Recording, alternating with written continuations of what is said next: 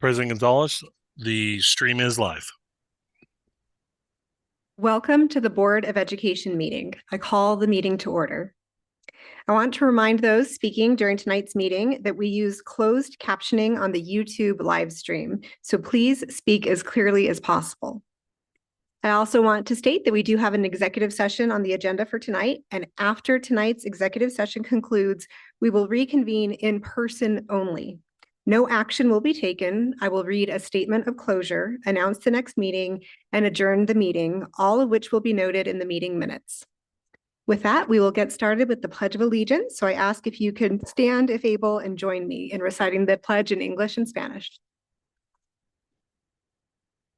Allegiance to the flag of the United States of America and to the republic for which it stands, one nation, under God, indivisible, with liberty and justice for all. Juro fidelidad a la bandera de los Estados Unidos de América y a la república que representa una nación bajo Dios, indivisible, con libertad y justicia para todos.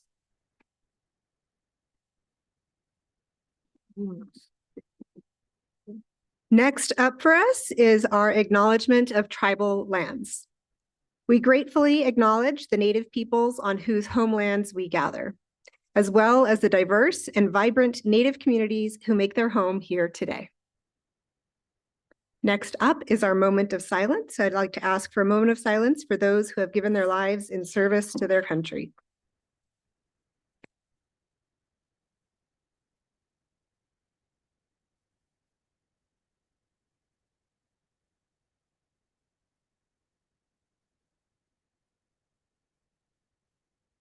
Next for us is our roll call. Ms. King, may I have a roll call, please?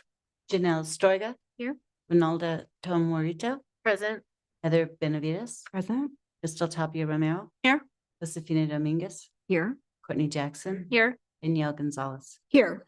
Next, we have agenda adoption. May I please have a motion for adoption of the March 6, 2024 Board of Education meeting agenda? I move to adopt the March 6, 2024 Board of Education meeting agenda. This is Courtney. I'll second. This is Heather. All right, we have a motion from Member Jackson and a second from Member Benavides. I do want to remind members that if they want to discuss a consent agenda item during the meeting, we would need to remove it from the consent agenda by amending the motion. So I just want to confirm that no one wants to discuss a consent agenda item tonight.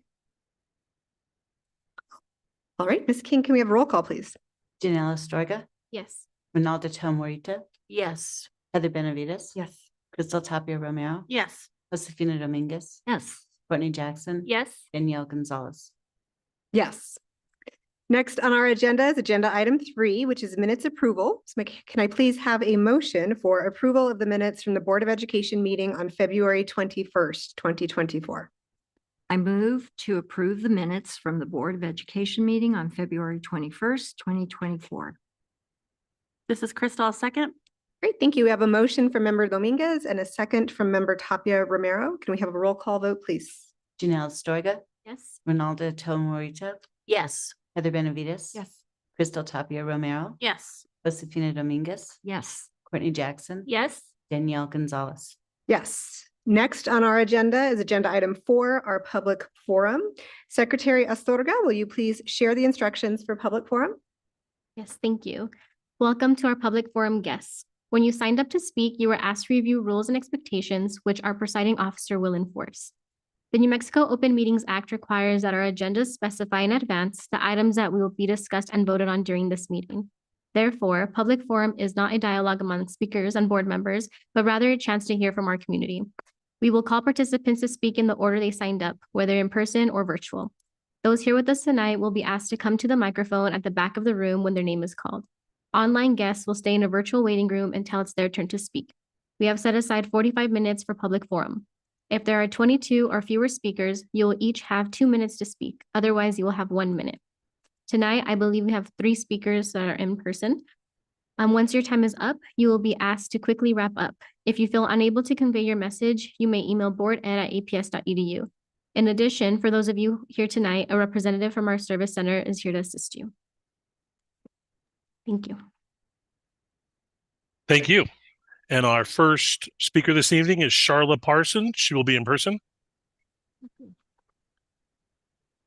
You'll have 2 minutes once you begin speaking. Can you hear me okay? Yes, ma'am. Thank you, board members. Thank you, Madam Superintendent. I'm here tonight to talk about the upcoming bell schedule or the bell schedule for the upcoming school year. That's not on our agenda tonight, but I'm getting nervous about when it will be. So I wanted to make sure I got my opinions in earlier than later. This year has been incredibly stressful on my family and on most of the families that I know and love. I hope that we're considering changing the order of the kids and the way that the times that they get there next year. Right now, what we have set up is that our elementary students are getting there at 7:15, right? The school starts at 7:30. And then most people that have siblings in middle school, including my family, we take our kids to school right after that. And then they sit at school for nearly 2 hours and before school starts. Luckily, we have the Boys and Girls Club that keeps them there for free, but there's no way of knowing whether they checked in or not. Now, I have a well-behaved kid. I know she checks in, but for people that don't, and they don't know if their kid makes it or not to Boys and Girls Club, it can be really scary to know that those kids can be there in the morning for 2 hours. At best, what we're setting up is to where kids are going early in the morning and sitting for 2 full hours before school starts, bored and tired. And so it's been a really hard thing. The other option we have, of course, is driving our kids twice. So what I do is I take my kids to school at 7:30. They're my elementary child. And then I go home and then I take another round of kids to middle school at 9 o'clock. That means that I can't get to work until 9:30. And I know that a lot of people don't have the privilege to do that. I think it would be a lot more appropriate if we had the kids the way that it used to be, or in whatever, some districts, where the elementary school students start first, and then we have the middle school students, and then those students that can drive in high school can take themselves at 9 o'clock. I totally understand we don't have the bus service to accommodate closer time together as ideally we would, but Miss Parsons, I'm sorry, I have to stop you. Nope, You got over nope. your 2 minutes. Please wrap up in quick, short sentence. All right, great. I'll send you guys an email with more of my thoughts, but please, for the love of our children, let's think about changing that back. Thank you, ma'am. Thank you very much. Our next speaker is in person, Mr. Alan Crosby.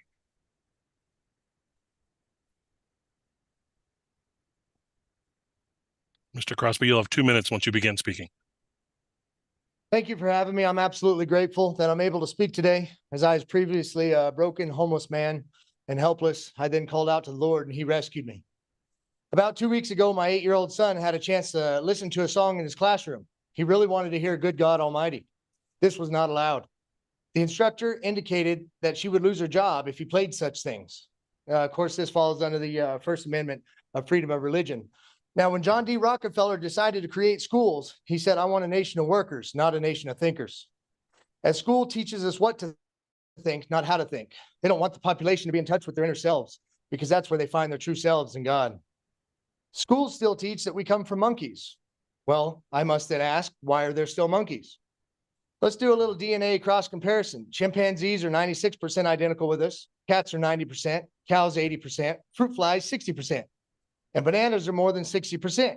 So to believe the evolution theory, we'd have to believe that we progressed from the fruit fly, then to the chicken, then to the banana, then the chimpanzee. The Bible says the fool has said in his heart, there is no God. Although they knew God, they did not glorify him as God, nor were they thankful, but became futile in their thoughts and their foolish hearts were darkened. Professing to be wise, they became fools. What I'm asking is a freedom for my son to be able to worship his God, as it is written in Psalm 22:22. I will tell of your name to my brothers. In the midst of the congregation, I will praise you. Also, Hebrews 2:12 states, I will tell of your name to my brothers. In the midst of the congregation, I will sing your praise. The acts of the flesh are obvious: sexual immorality, impurity, debauchery, idolatry, witchcraft, hatred, discord, jealousy, fits of rage, selfish ambition, dissensions, factions, and envy and drunken orgies and the like. I warn you, as I did before, that those who live like this will not inherit the kingdom of God. But the fruit of the Spirit is love, joy, peace, forbearance, kindness, goodness, faithfulness, gentleness, and self-control. Against such things there is no law. One day we will all stand before God and be held accountable for every action and idle word we have spoken. Thank you. Thank you, sir. Our next speaker is Dr. Sinello. He is on Zoom. Dr. Sinello, are you there?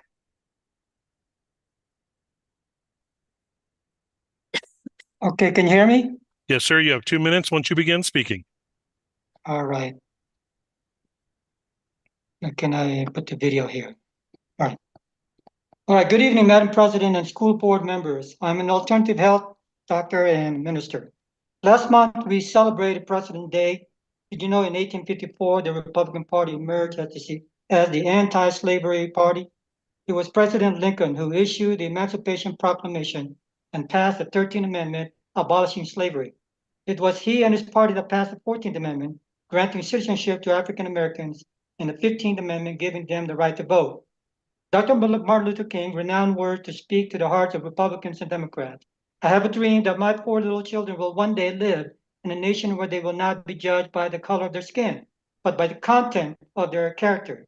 That said, I have a dream also that this transgender ideology, castration, mutilation, sterilization, and suicide rates of our children will stop and live in a state and nation where they will enjoy their quality of life, health, and well-being. Dr. Jane Anderson is Vice President of the American College of Pediatricians and lead author of their position statement paper, Mental Health in Adolescents with Incongruence of Gender Identity and Biological Sex in February 2024. Biden administration has made great effort to transfer government, our society, schools, sports, and even medicine as he carried through on his promise of advancing and seeking to normalize something which is not normal, spiritually, mentally, or even biologically. Without body mutilating surgeries or the blocking of hormones or taking opposite sex hormone, his administration has warned of depression and even suicidal death. While the Department of Health and Human Services Gender Affirming Care, a doctor group, has issued their own position paper, and it does not fit the Biden administration narrative. For more information on this, would you please check acpedf.org and biologicalintegrity.org for the sake of our children's health and well-being. Thank you, and God bless you guys. Thank you, Dr. Sinello. Board members, that concludes public forum. Great. We'd like to thank our public forum guests and again acknowledge that public forum is not a dialogue among speakers in the board, but rather a chance to hear from our community.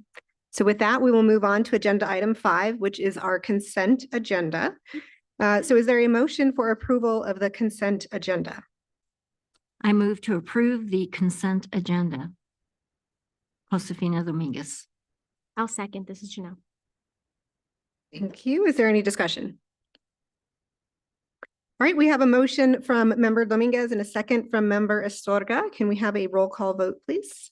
Janelle Astorga, Yes. Ronaldo Tomarita, Yes. De Benavides. Yes.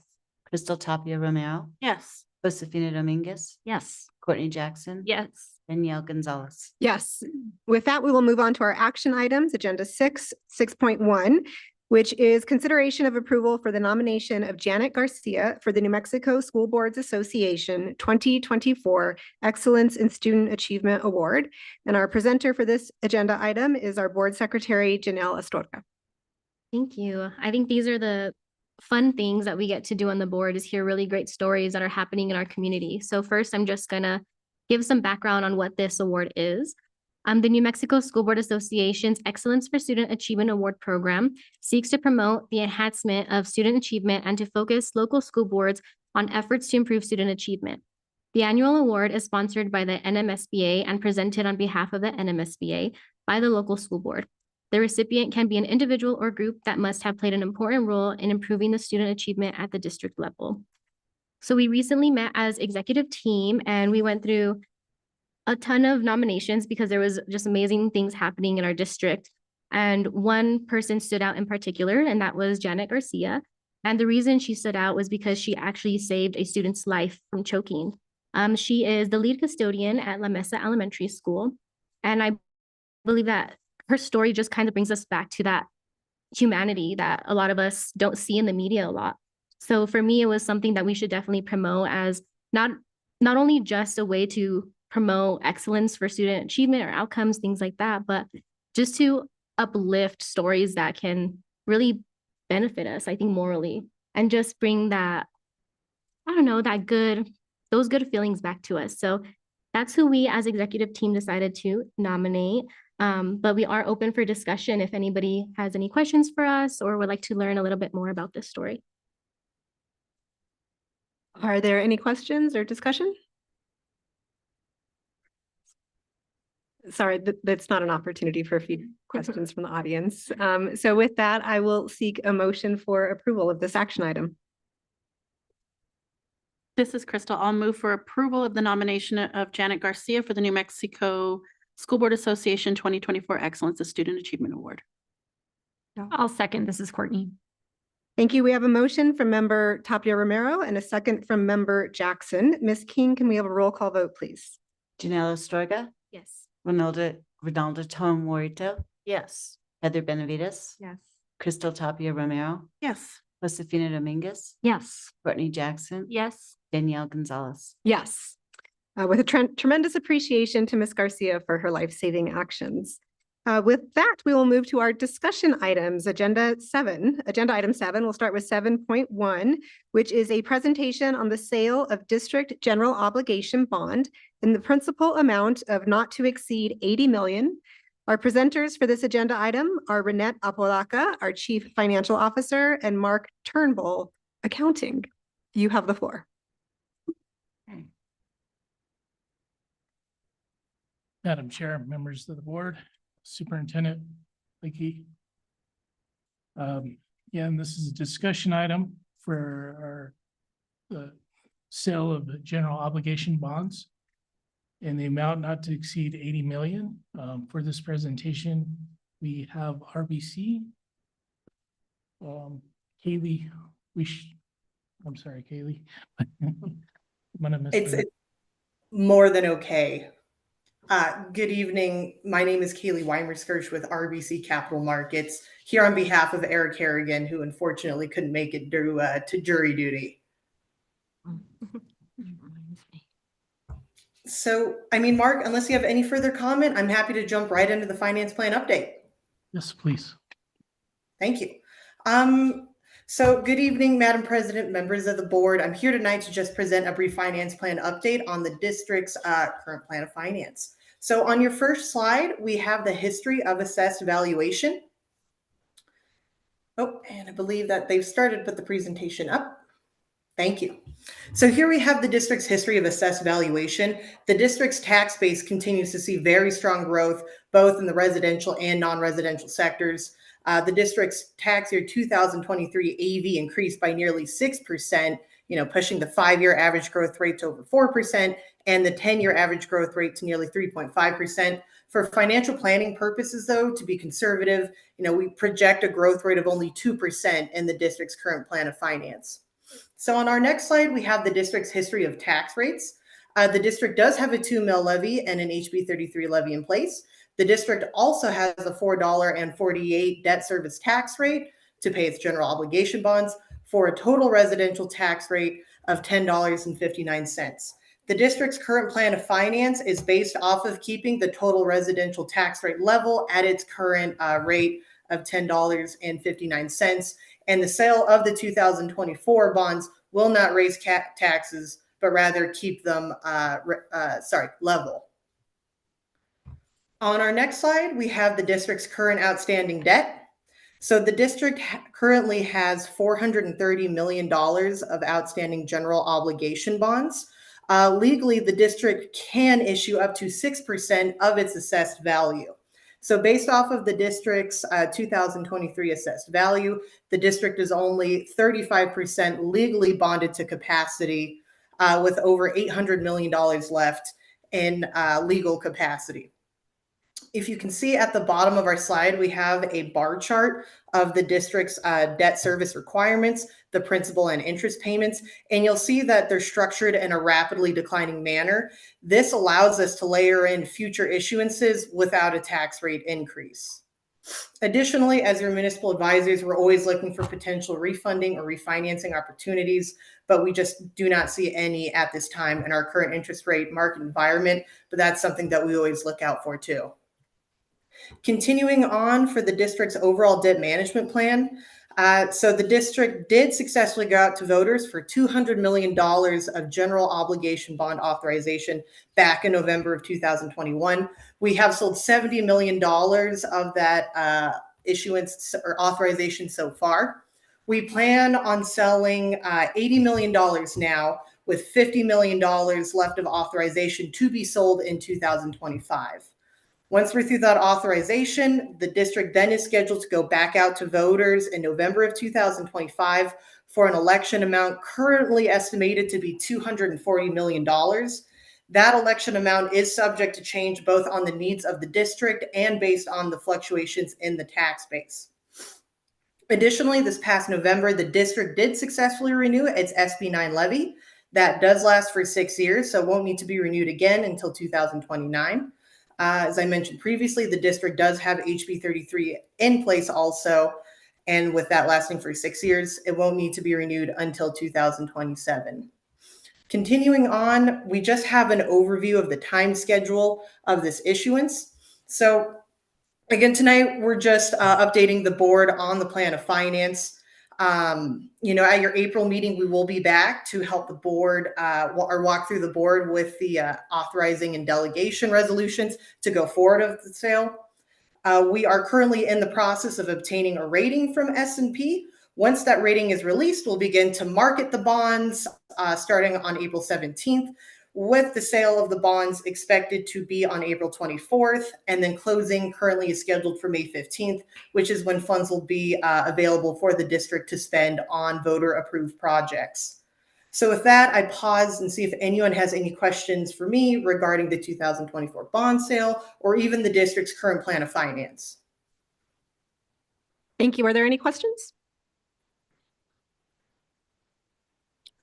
No questions from the board.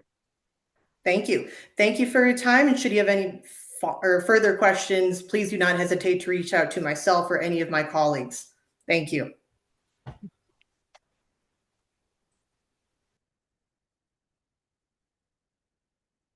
that's the conclusion of 7.1.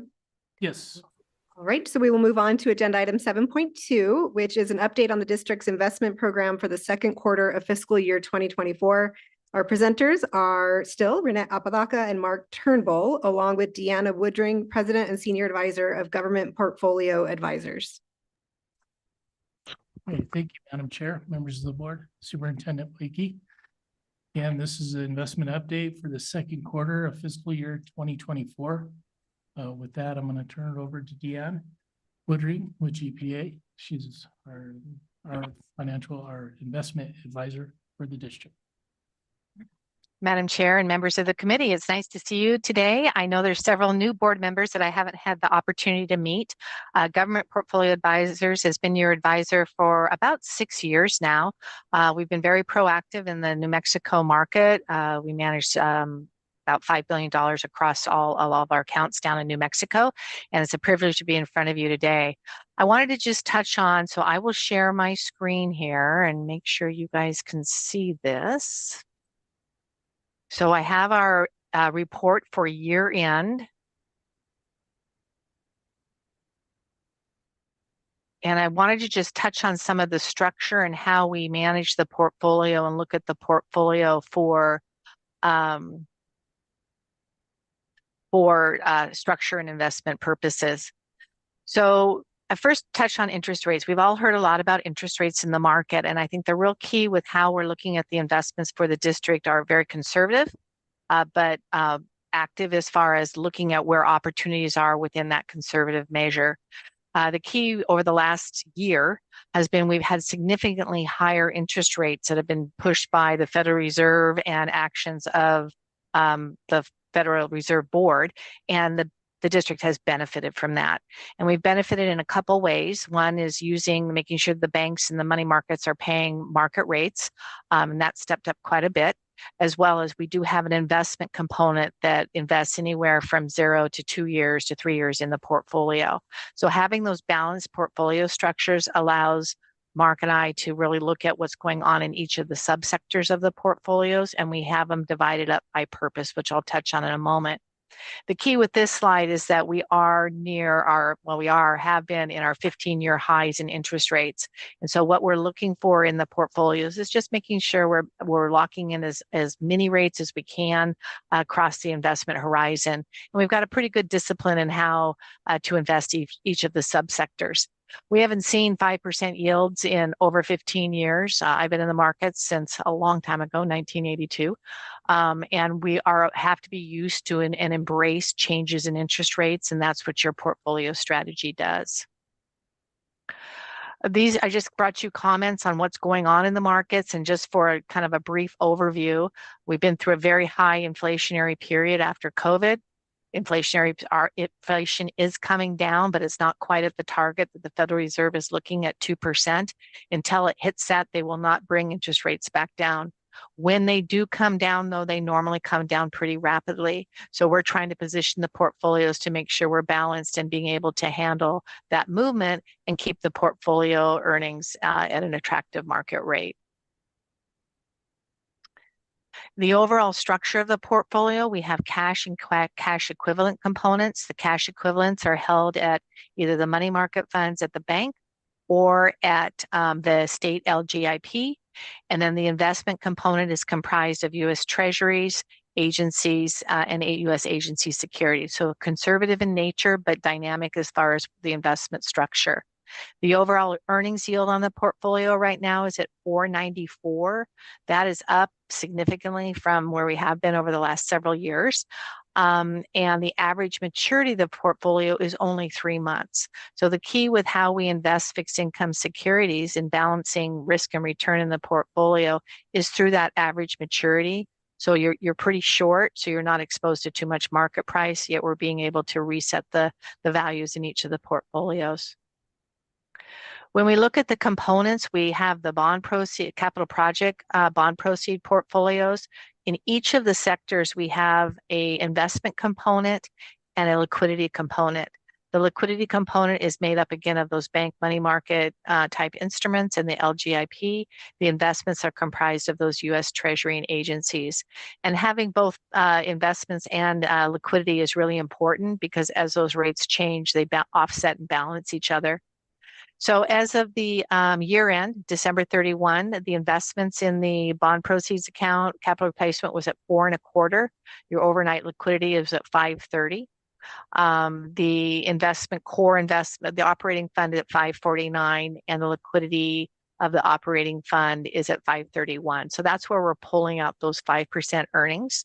I will note that our longest investment fund is the self-insurance fund. The school district is self-insured. And so we were investing those securities out over a 5-year period of time. And some of those investments were made at those low rates. So we totally expect to see that yield come up as well.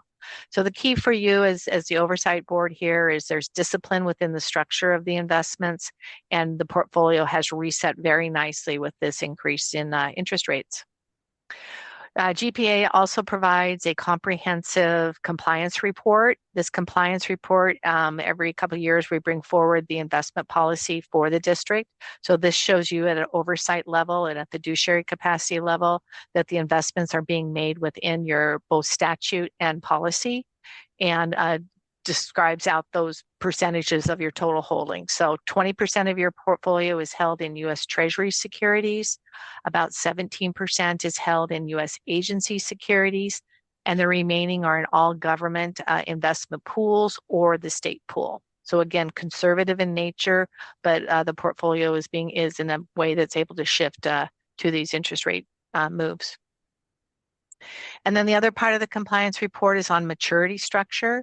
So the portfolio, 60% of the portfolio is under 30 days. That's the liquidity component of it. And then by policy, 100% is shorter than 5 years. And then the rest of this is just the holdings that calls out exactly what I just kind of covered in a summary level for you for disclosure purposes. It does have the ratings scale on all the securities that you own. And that is it for my report. So I stand for any questions. Great. Thank you for your presentation. Are there any questions from the board? There are no questions. So thank you again. And with that, we will move to agenda item 7.3, which is our budget update. So our presenters are still Renette Apalaca, our Chief Financial Officer, joined this time by Rosalinda Montoya, Executive Director for Budget and Strategic Planning.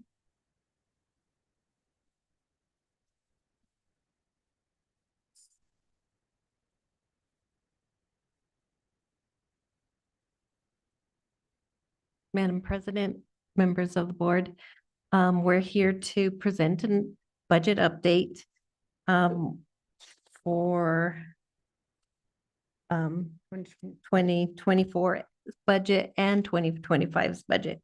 So in this presentation, we will have a FY24 budget versus actual for operational unrestricted funds. I am going to give a brief update on the ESSER funds. These are the funds that we received for COVID relief. A legislative update. Right now, I'm just going to give a very brief update since the governor still has not signed the whole legislative packet. And I'll continue to bring more updates as that progresses. Then I'm going to do the FY25 budget timeline. And we will have FY25 budget presentations for capital, food services, transportation, and special education. So I'm going to begin with the next slide on the operational budget versus actual. So for FY24, our budget was $923.6 million.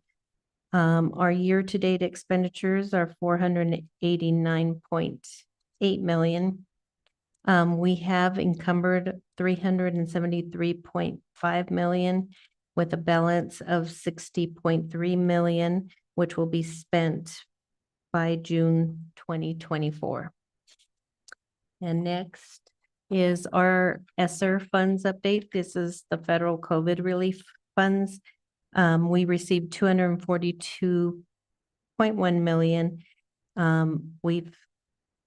We're very happy that all the spending is moving very smoothly as planned, and we've only have like available to spend about 26 million of the 242 million, which is about 89% of the budget. So we are well on our way to have all this spent. And of course, we have listed there the big buckets of what this money has gone to.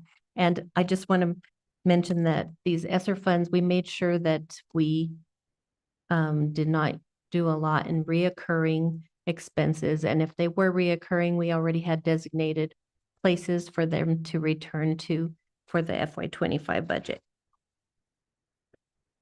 The legislative update, the brief one that we have right now, the highlights that have is just the 3% increase to all public school personnel.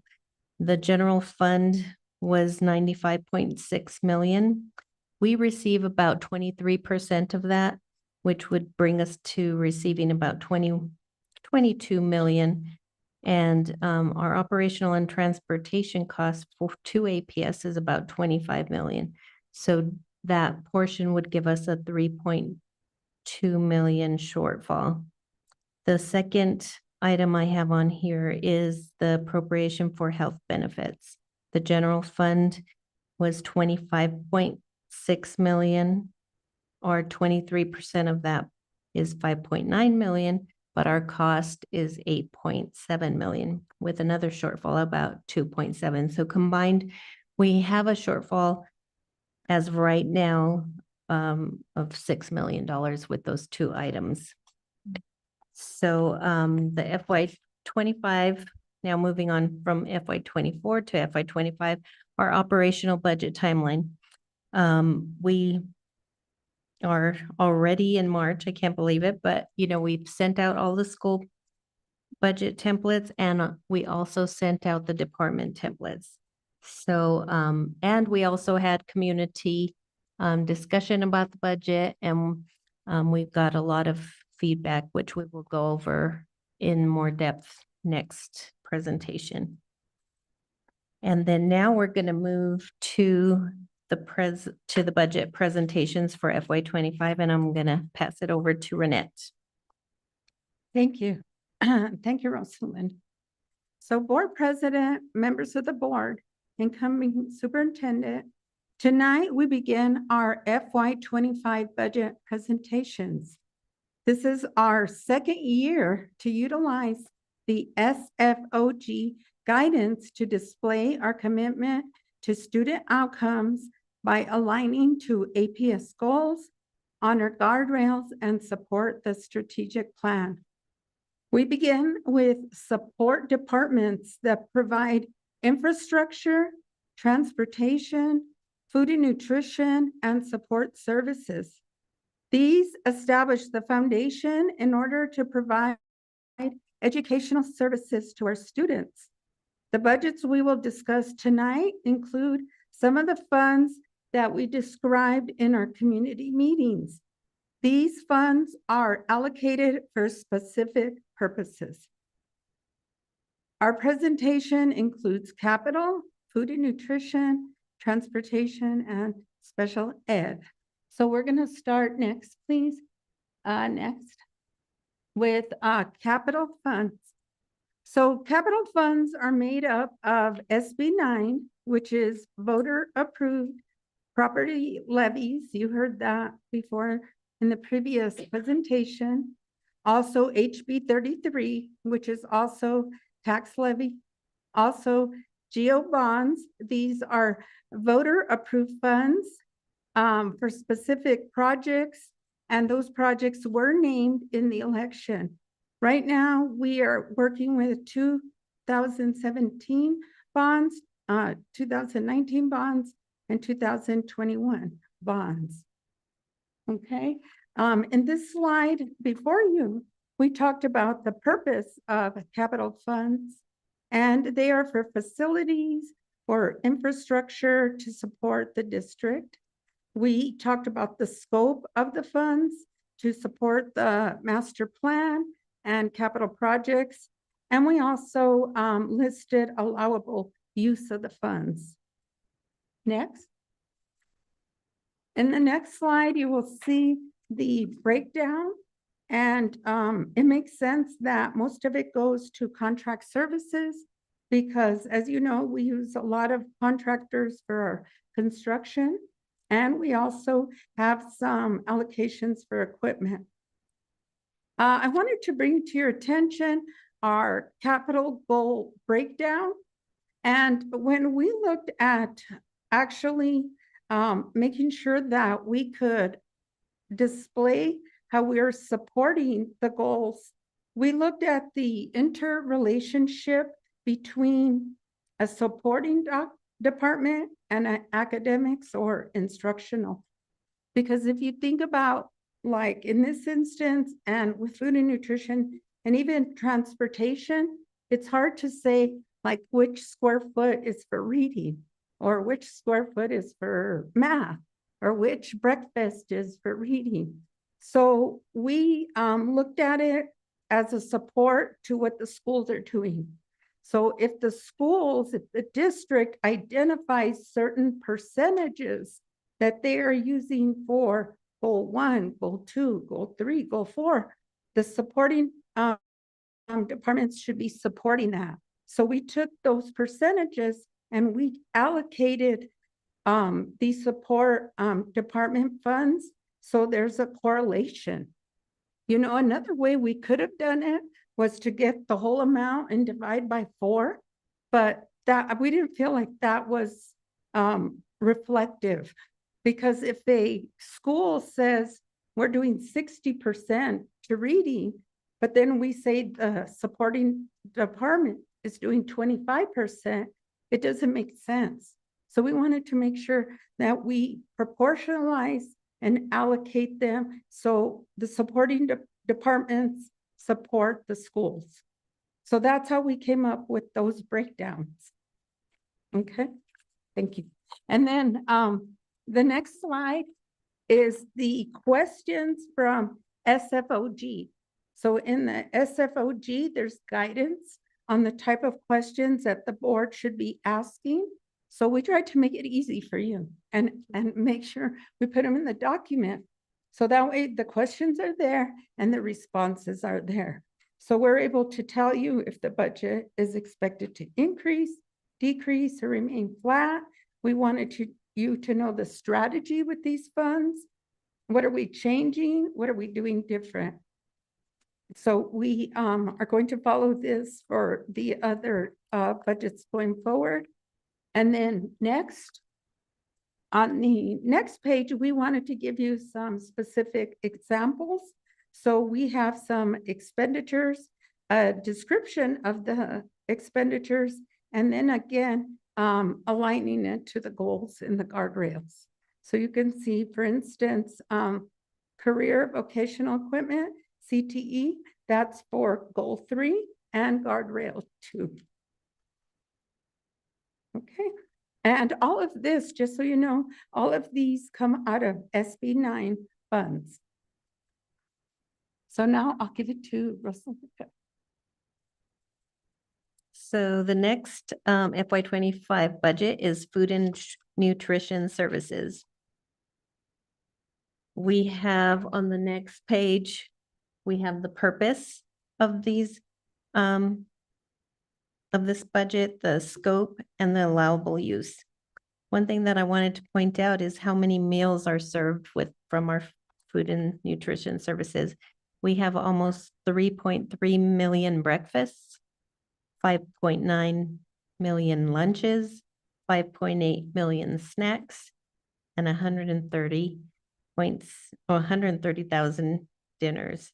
So they are very busy, a very busy department. And you'll see something interesting in the next one that I point out. Their scope, of course, is to provide nutritious meals, and then there's some allowable use of the funds.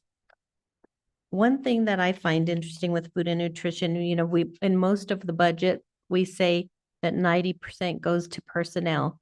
This is the one budget that personnel is a smaller proportion than their actual supplies because they provide all those meals, and that's the biggest expense.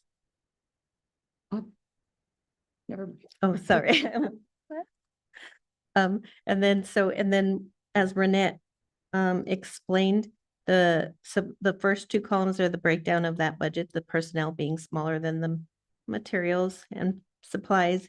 And then that explanation of the goal breakdown being correlated with the school's goals, since food and nutrition is also a support department. So then on the next page are those questions. Is your budget expected to increase or decrease or stay flat? And the answer, as well as the strategy with these funds and what is changing, and if they're going to be using these funds any differently from how they did in the past. And one of the things that they are doing is they're going to be updating and replacing their equipment. The next slide gives examples of specific examples of how they are related to the goals and the guardrails. The summer feeding and family Thanksgiving meals, guardrail 4, New Mexico grown produce, guardrail 4, etc. And back to Renette for transportation. Thank you. So transportation receives its funding from PED transportation. Roughly it's between 20 and 21 million, and it is based on ridership.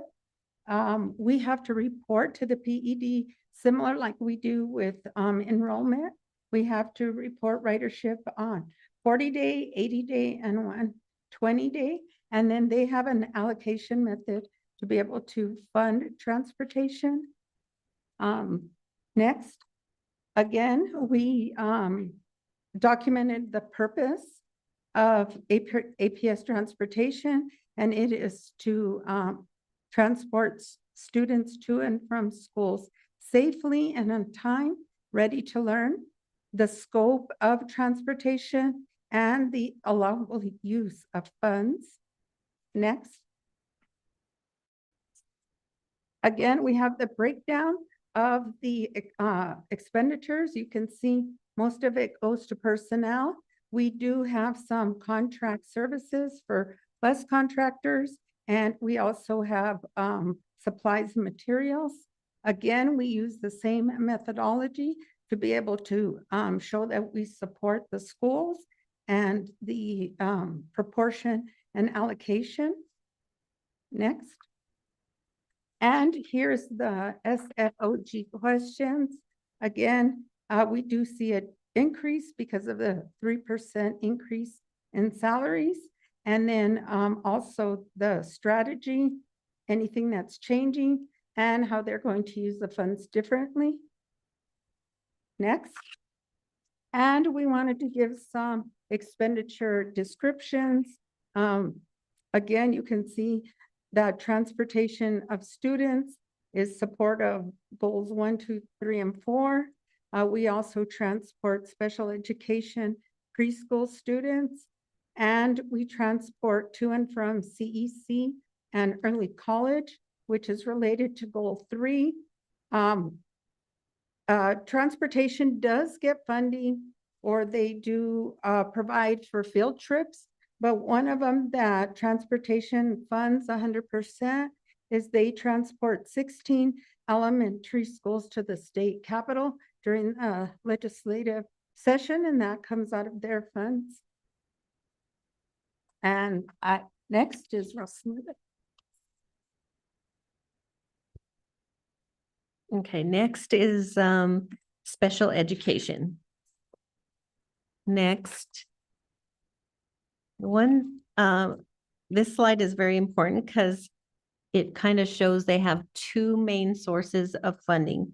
One is operational and one is federal. Their total budget is about $270 million.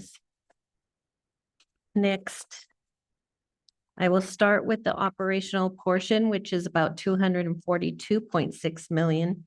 And here they have their purpose of the funds, the scope of the funds, and the allowable uses of the funds, of the operational funds.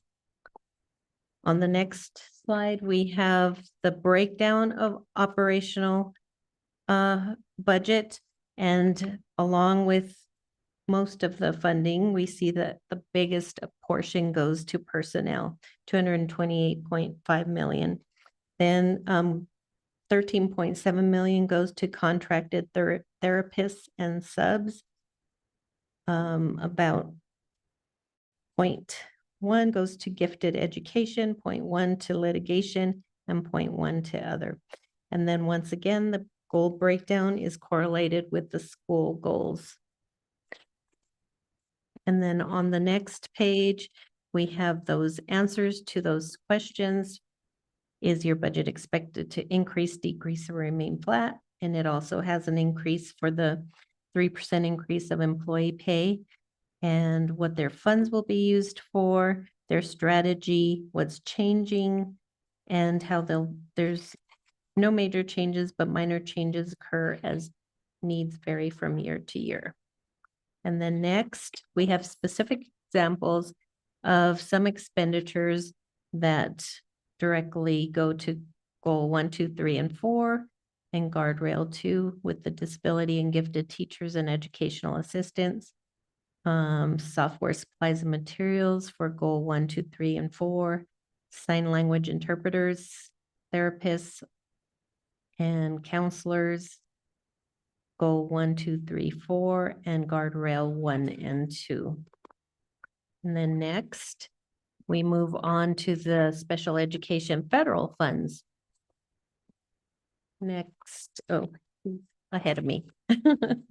And then they have the purpose of the federal funds and the scope and the allowable use of funds for this. And this is about 26.4 million.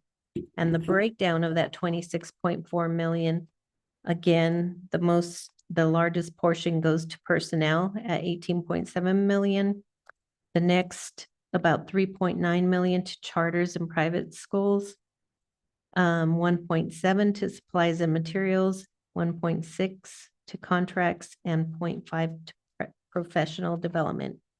And then the goal breakdown is correlated with the school goals. And then for the federal portion of these funds, the questions have been answered. On this one in particular, it will remain flat. What's their strategy? What, if anything, is changing? And how it is different from prior years. Next, we have specific examples of things that go to particular goals and guardrails. Compliance trainers go to guardrail 1 as well as assistive technology. And then we have academic trainers, teacher support, and software that all go to goal 1, 2, 3, and 4. And we have representatives here from all the support departments that are here to answer any questions that you may have. With that, we stand for questions. Great, thank you for that presentation. And I will go ahead and open up the floor to questions, starting to my left. Thank you. So first, again, I love these presentations and I just love how you've aligned it to the goals. You're being proactive and even asking the questions associated. But my question, specifically to the charts that where you have each goals listed out for each specific department, and then we have other. For the other category, are we seeing a common, I guess, trend with each department of what we're allocating specifically to other that's outside of our goals? This was actually the proportions that we're using is for from this current fiscal year, because we still haven't correlated everything together for FY25. And what came to us in other was kind of a variety, being the first time. We had some people that thought other was like custodial employees, or some didn't know, like supplies, how do I allocate it to a particular one? So it kind of had a lot of some variation. But what this year we kind of are gathering the goals and percentages a little bit differently. We're doing it more of a survey instead of having them do each line by line, because it was a little more it was confusing to. So that was one of the improvements that we did this year. So it'll be interesting to see what this how this goal breakdown changes now that we're doing it in a different fashion. So we will give you that update of how it turns out on the May presentation, in the May presentation. Thank you. And then can I ask one more? Okay. And I feel like this is something that's a common trend every time we see our budget each year, where it looks like we're going to show up being deficient, by a small amount. This one's 6 million. And I know we usually end up making adjustments. Have we thought, I'm sure we have, we've thought ahead of where we're going to absorb that. Do you know offhand? Yes, and actually, since we sent these out, we've already seen that actually that has probably reduced a little bit, because this is for all employees, including those that are paid with grant funds, because we have to make sure that we're going to be that they're able to support that increase, right? Because a lot of times the grants don't increase. And so we have to see that. And it looks like all the grants are going to be able to cover that increase. So it's gone down already a little bit. I don't have the exact numbers, but I will have them on a future presentation, probably the next month. Great. Thank you. No other questions. Great. Thank you, Member Astorga. Yes, thank you for your presentation. I have a question about food and nutrition services. So on slide 16, I believe. It says that meals for students with dietary needs and offering vegetarian items daily. Is that something new that we're doing, or is it something that's already in process? And what does that look like at the school level? I'm not sure if Sandy is here to answer that. Yes, I am. Oh, there she is. She can, I'll turn it over to Sandy. She's okay. Good evening, board members. Vegetarian items are offered, and we've been doing that for years, along with just different dietary needs as doctor prescriptions. But a vegetarian item is available at all levels every day, unless we have a major disruption in getting our supplies, but I would say 99.9% of the days we would have that option. Awesome. And is that something that is like readily available, or is that something that they have to ask for? No, it's available for the students just to be able to get. Thank you. No more questions. Great, thank you, Member Dominguez.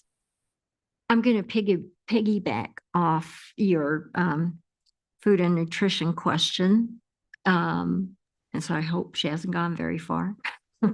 Still here. I've been out in my visits to schools. I hear from nurses that they struggle sometimes to get snacks to kids, particularly mid-schools, because they have such a long day. And they're struggling to accommodate appropriate snacks for diabetic kids. So the fruit, this is the report, the fruits go quickly. And then what she's left with, and I don't know how she gets this food, but she squirrels it away, I guess, after breakfast. What she ends up with is cereal like Cocoa Puffs and I forget the other Fruit Loops.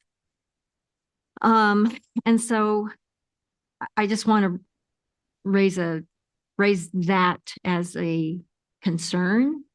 And maybe we can, I don't know how we address this.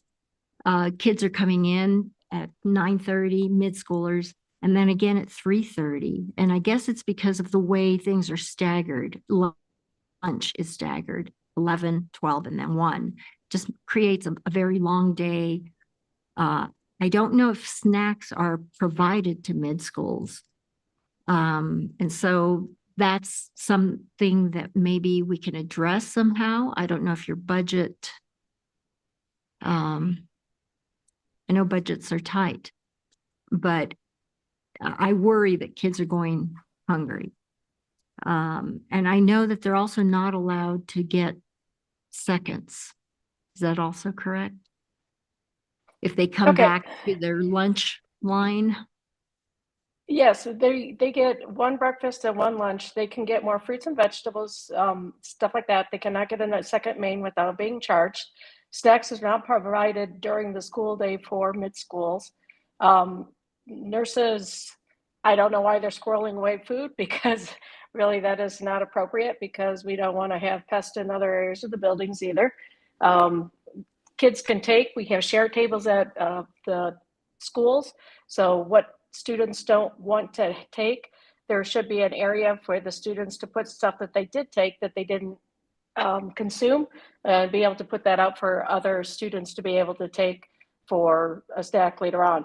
Those are going to be items that are non-perishable, because we don't want to have any cheese sticks, yogurts, or anything like that sitting in the backpack and end up having a child get ill or a sibling, and because it was out of temperature. So the snack program at a middle school is not, it's after school snacks are provided, but not during the school day. The only time a school day snack can be available is at the top schools, where it's extended day and the state PED allows us to do it. Our funding is federal, it's not through operationals. So, you know, if the district would like to purchase snacks, then the district could purchase snacks, and I'd be glad to provide them at cost for schools to be able to offer to the nurses if that's the way you want to go about doing it. Thank you. I think we're going to have to be creative about how we, the information that we get from schools, right? I mean, when you have children in front of you, it's very different. I mean, I remember as a teacher having ramen in my closet ready to feed children. And so I think it's a challenge that is before us as adults. And so I will move on to another question, if I may. And it has to do with the special education, the first question under federal, let's see, I'm looking for the number. What slide is this?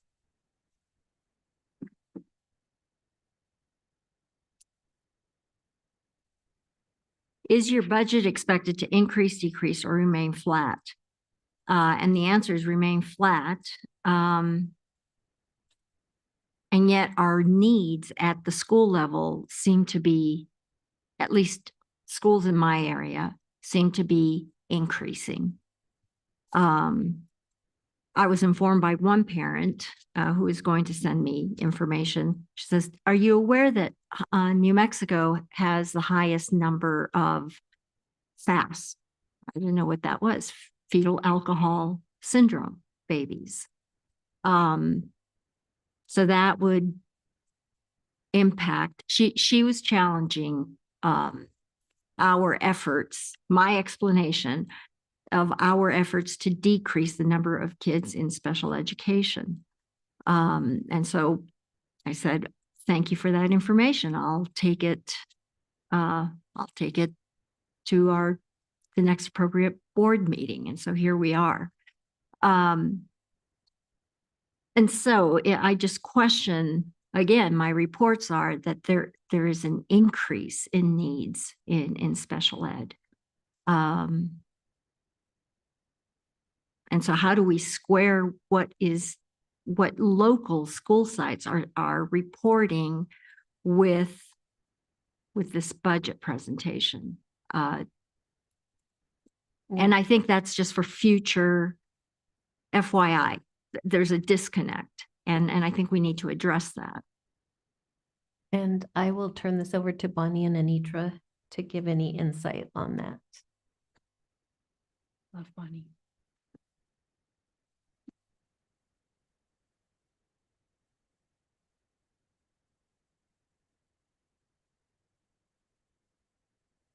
Good evening, Board President, Dr. Blakey, and members of the board. I'd like to introduce you to Bonnie Anderson. She is our Director of Special Education Budget and Data.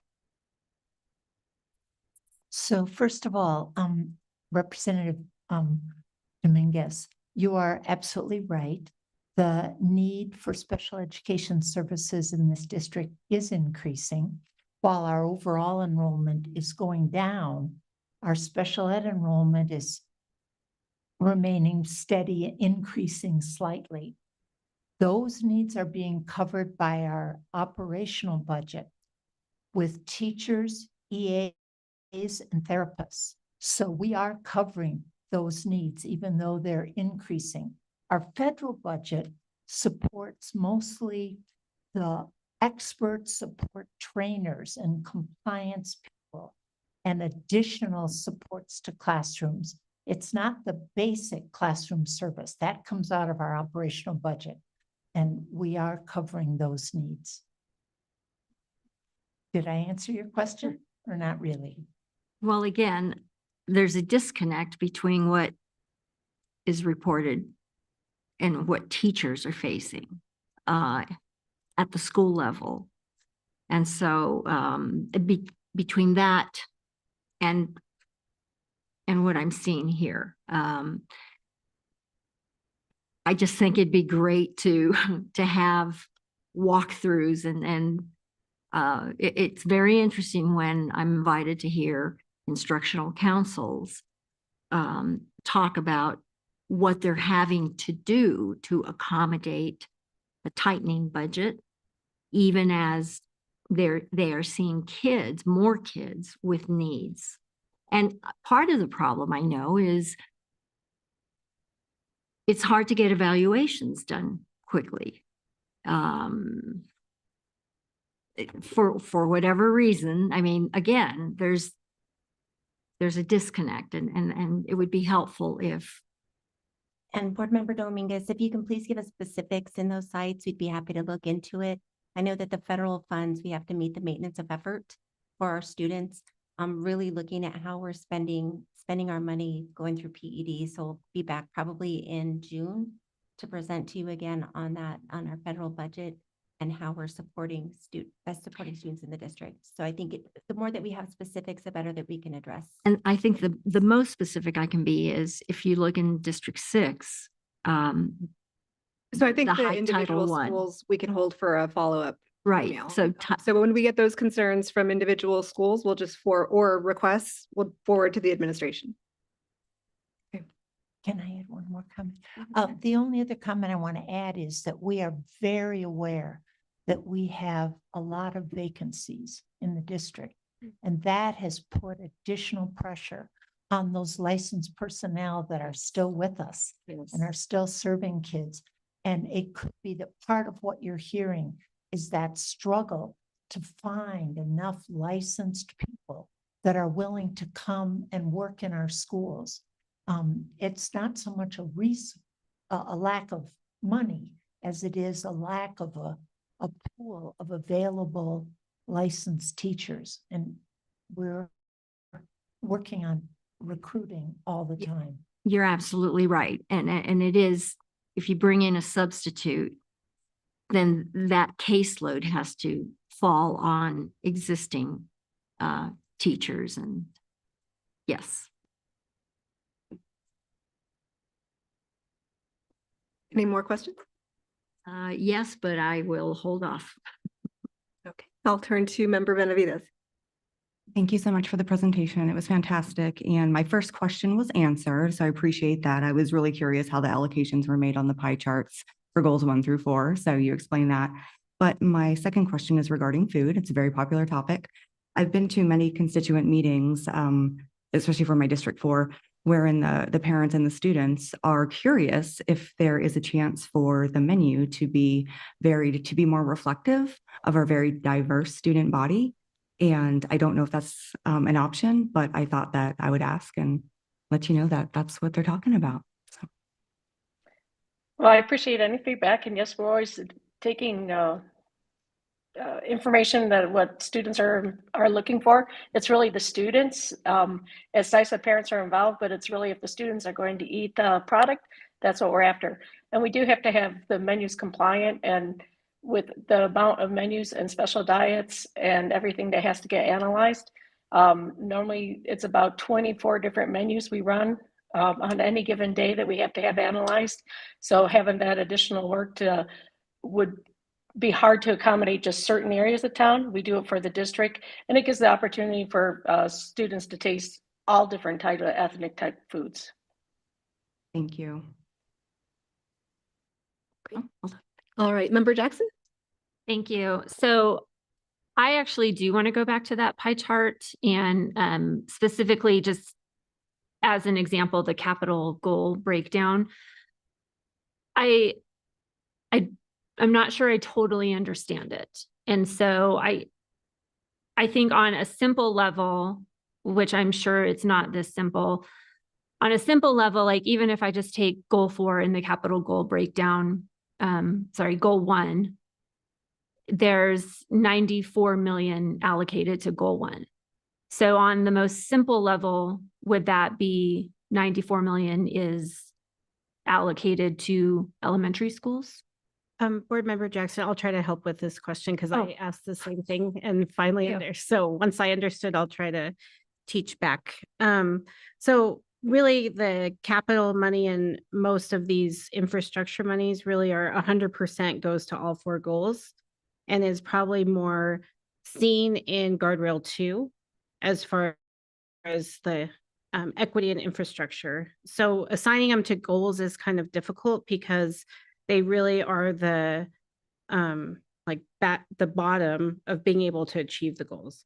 So what finance did was they took the averages of the school. So when they have the school budgets, that the percent of each school budget that went to goal 1, 2, 3, and 4 and other was put into this chart. So I don't know off the top of my head, but this looks like approximately 30% was to goal 1. So they just took 30% of the overall capital budget.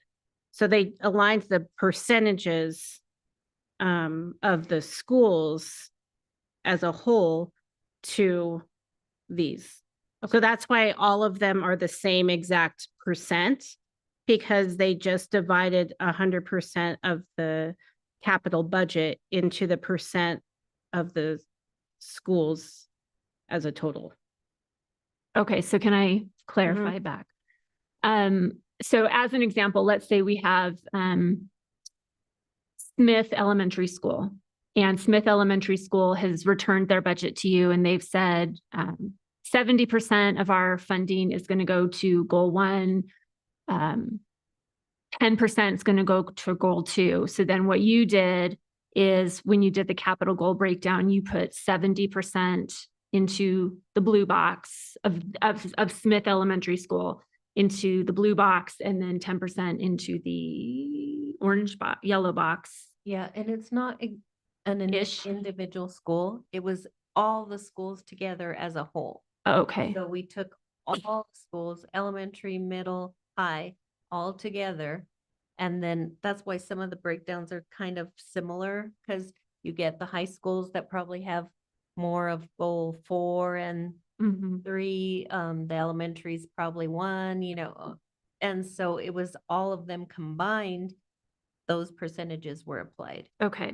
So in the operational budget, when you see that and you see an overview of the operational budget for schools and what percent goes to each goal, it will look exactly like this with all the schools combined. It's Okay. the exact same graph. Okay.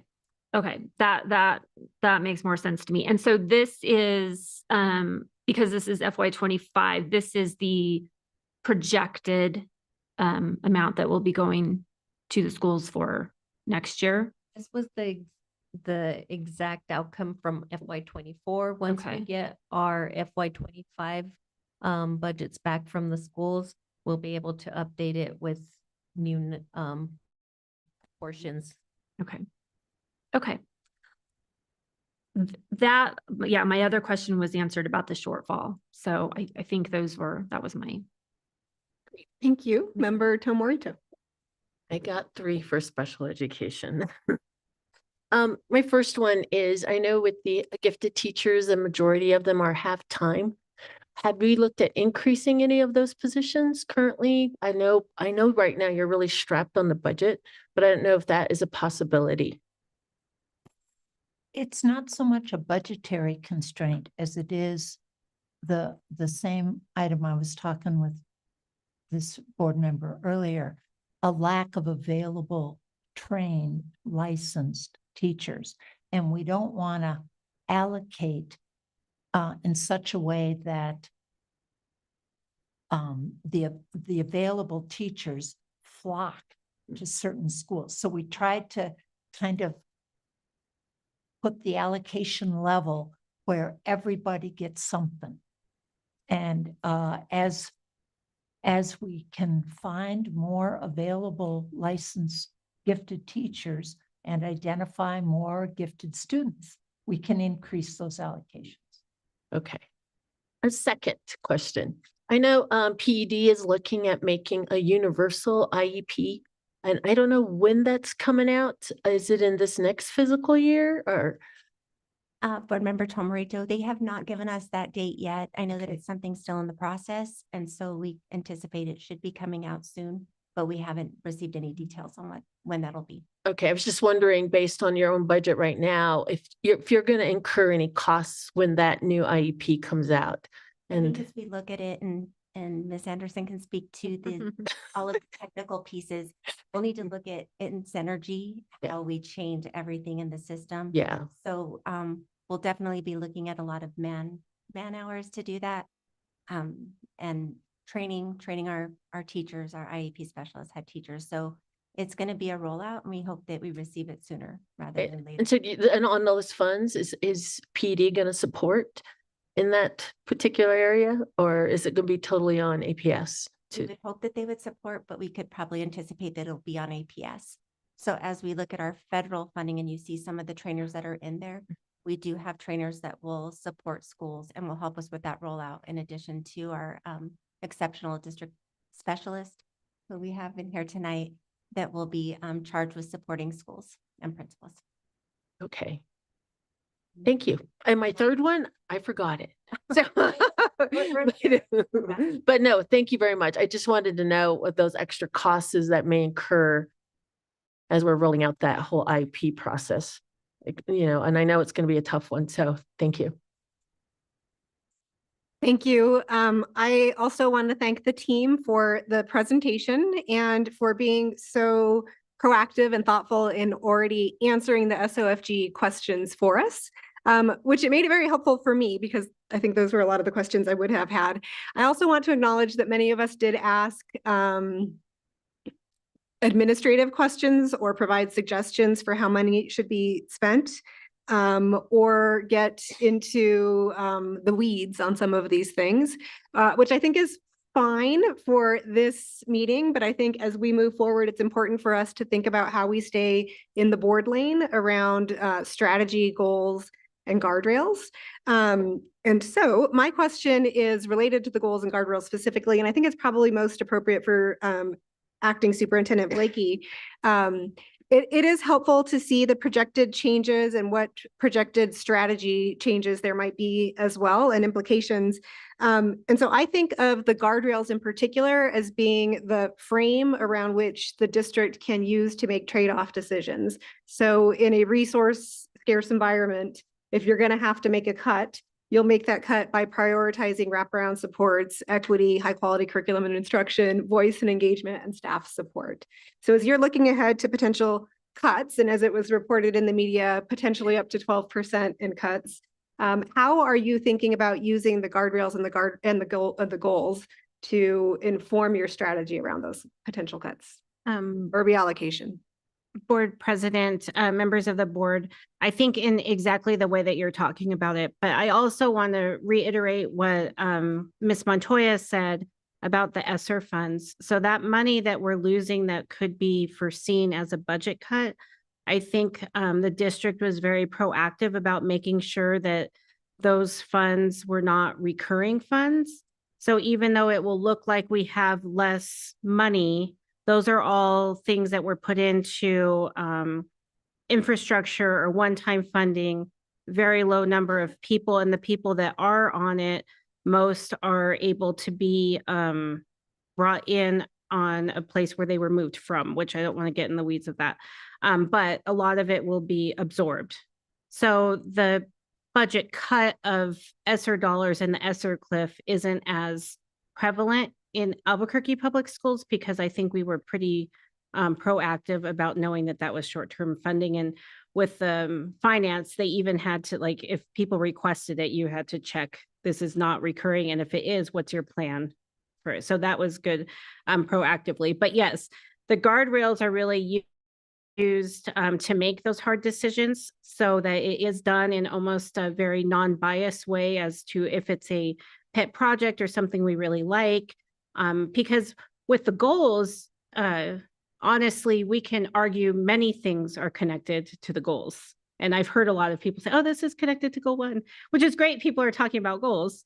But it's really the guardrails as far as how we're prioritizing staffing, funding, and whatnot. And that's where those conversations come in. Also with us looking at duplication of services, it's really connected to the guardrails. And if we're seeing duplication of services that aren't connected to the guardrails have been really helpful in us being able to make those non-biased decisions in prioritizing funding and doing things differently as well. Thank you for that. So I know we potentially had additional questions from Member Dominguez and maybe Member Tomorito. Do you have additional questions? Not right now. And I'm scrolling. I was formulating a question after your presentation, but it's not complete, so I don't want to hold everybody up. I'll just write it in. All right, thank you. And thank you to our presenters as well for that presentation on the budget and for all of your work in preparation for it. Thank you. So with that, we will move into agenda item 8, which is our executive session. So we will have consideration of approval for the Board of Education to convene an executive session as authorized by the Public Meetings Act to discuss strategy for collective bargaining negotiations as allowed under section 10-15-1 H5 and pending litigation as allowed under section 10-15-1 H7. Legal cases to be discussed are number 1, Shasta Inman as guardian ad litem of LG, a minor child, and Martha Yamas individually versus Board of Education of Albuquerque Public Schools, and Danny Aldaz in his individual capacity, D-202-CV-2023-09310. Number 2, Shasta Inman as guardian ad litem of LG, a minor child, and Felix Garcia individually versus Board of Education of Albuquerque Public Schools, and Danny Aldaz in his individual capacity, D-202-CV-2023-09318. And number 3, a tort claim notice received on behalf of D.O. So I'd like to request a motion, and you can simply motion for the action item as stated without having to repeat that whole thing. I move to approve the Board of Education to convene an executive session as authorized by the Public Meetings Act as stated. This is Crystal. I will second. Thank you. We have a motion from member Jackson and a second from member Tapia Romero. Can we have a roll call vote, please? Janelle Astorga, Yes. Ronaldo Tomorito, Yes. Heather Benavides. Yes. Crystal Tapia Romero, Yes. Josefina Dominguez, Yes. Courtney Jackson, Yes. Danielle Gonzalez. Yes. So with that, I'd like to ask all those people who are not part of the executive session to please leave the meeting. And I'll remind attendees that the meeting will reconvene to open session in person only.